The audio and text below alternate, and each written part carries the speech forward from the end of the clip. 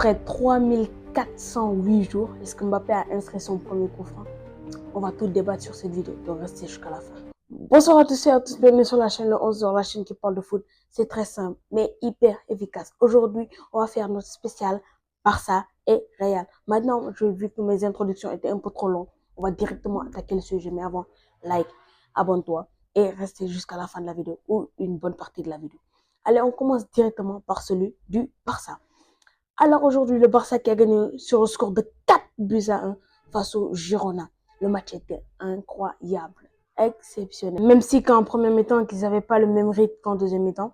Alors en première mi-temps, on a eu un but contre son camp du côté de Girona qui a permis à ouvrir le score du côté du Barça. Puis l'égalisation de Danjuma. Danjuma quand même, il est toujours pas finito, faut pas l'oublier. Il fait beaucoup de clubs, même si plus qu'il part dans un club, plus son niveau baisse. On a tendance à l'oublier, mais Danjuma, il peut sauver il faut faire de grandes choses en plein match. Il faut bien faire attention. Maintenant, en deuxième temps, c'est là où le Barça s'est réveillé. Même s'il faut rappeler que le Barça, ils sont quand même assez fatigués. Les joueurs doivent venir de leur sélection. Puis, dès leur venue, ils ont enchaîné un match contre Osasuna. Leur match est en retard. Ils ont joué ça jeudi. Puis, à peine jeudi, vendredi, samedi, ils rejouent dimanche. Donc, le Barça, ils sont très fatigués. Et il y a la Ligue des Champions qui approche bientôt. Et il faut qu'ils fassent attention parce qu'ils n'ont pas n'importe qui. Ils ont le Borussia Dortmund. À tout moment, il peut se faire éliminer. Donc, il faut faire très attention. Après, on a eu un but de Lewandowski. Lewandowski, même avec l'âge, il continue à inscrire des buts, à avoir des statistiques de fou. Il a inscrit un doublé aujourd'hui. Et c'est comme le match, quand on le voit, on dirait que c'est facile pour lui. On dirait que c'est facile, il part, il frappe, le ballon c'est bien enroulé, ça rentre directement. Ensuite, on a eu un but de Ferran Torres. Ces temps-ci, on voit un nouveau Ferran Torres. On voit un Ferran Torres qui prend confiance, qui marque des buts.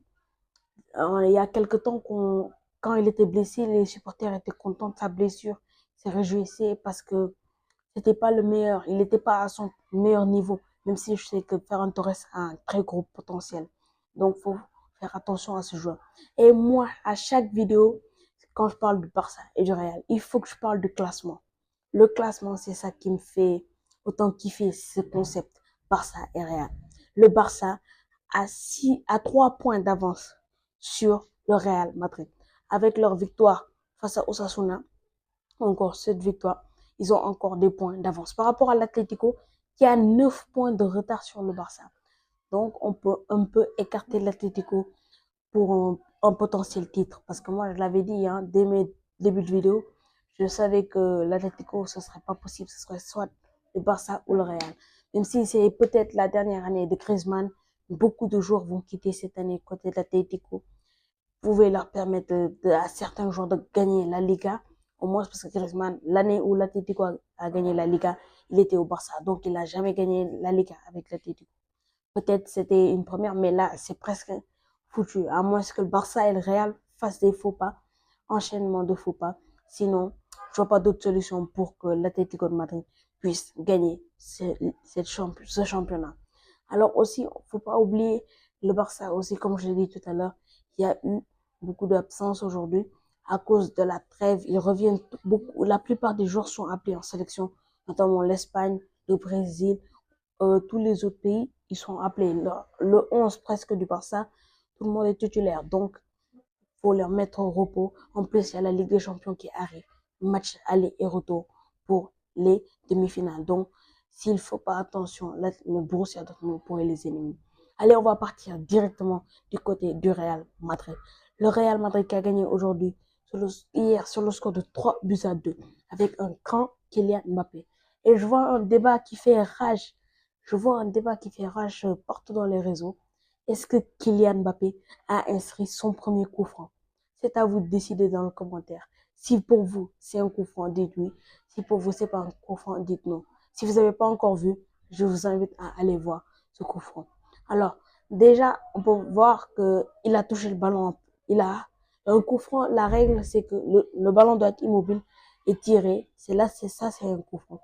Mais lui, la passe qu'il a fait à Franck Garcia, c'est ça qui était le coup franc. La passe qu'il a fait. Ensuite, Franck Garcia, il a pris le ballon et Mbappé, là, il a frappé.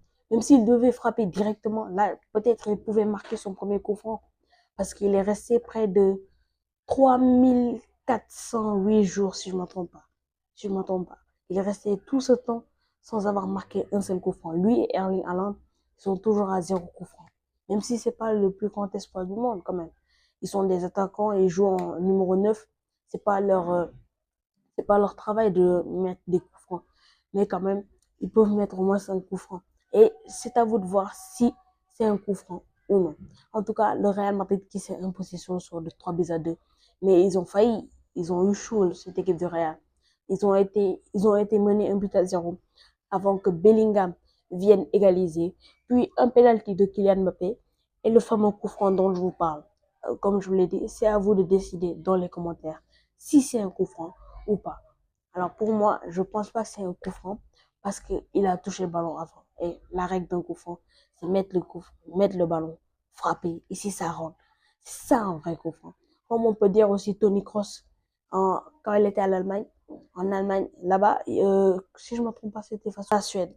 Il a touché le ballon, puis on a refait la passe et il a frappé. Kroos, il a frappé et le ballon est rentré. Alors là, frappé et le ballon est rentré. C'est à vous de voir si c'est un coup franc ou pas. Ouais, dans mon avis, les deux, c'est pas des coups francs. Parce qu'un coup franc direct, on a vu Julinho inscrire des coups francs incroyables.